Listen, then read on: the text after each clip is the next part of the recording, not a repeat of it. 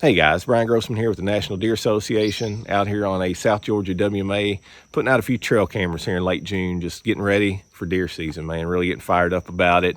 And I thought this would be a great opportunity to make a video on 3 of my favorite places to hang trail cameras on public land, because here in Georgia, like a lot of states, we're not allowed to put out any kind of bait or mineral, anything like that to draw deer in for pictures or to hunt over, either way.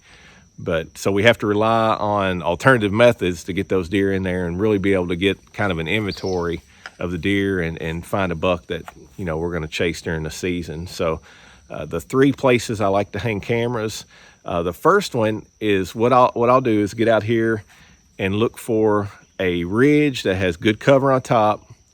And then I'll look for drainages that run up the side of that ridge. So they're perpendicular to the direction the ridge is running. The steeper and nastier the drainage, the better. And what I'm going to do when I locate those is follow them up the ridge until they kind of taper off or come to a head.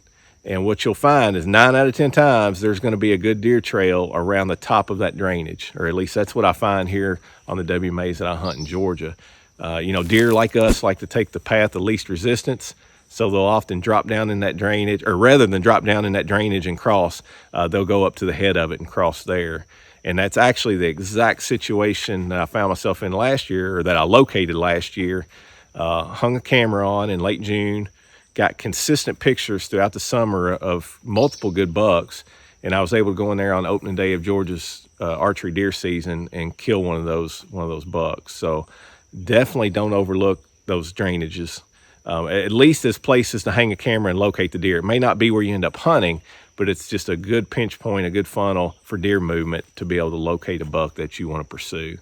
The second place I like to hang trail cameras on public land is over mock scrapes. Now, I know you're thinking it's late summer, it's months away from any kind of rut activity, and you're right, but hey, deer will use those mock scrapes all year long. I found that out. I put them out last year in late June and immediately had pictures of deer using the mock scrapes I'd created and used them throughout the entire season. So I actually just finished up hanging one right before I got to this spot, and it's the same spot where I had one last year, and I can't tell you how many different bucks I had on camera there, but it was a tremendous amount. I didn't end up killing one in that spot, but I killed one. The second buck I killed during the Georgia season was about 600 yards from there, and I actually found out after the fact that I had him on that mock scrape camera the day before I killed him. So that was just a pretty cool little scenario. But if you're in an area where there's good cover, maybe good sign, but there's not a defined pinch point or funnel, create a mock scrape. You'll draw them in. You'll be surprised how effective it is, even in summer. The third spot I look for when hanging trail cameras on public land is a creek crossing. Now this one's, the easiest to find of all 3 by far. And it's one, if you're new to running trail cameras on public land, I would encourage you to start here.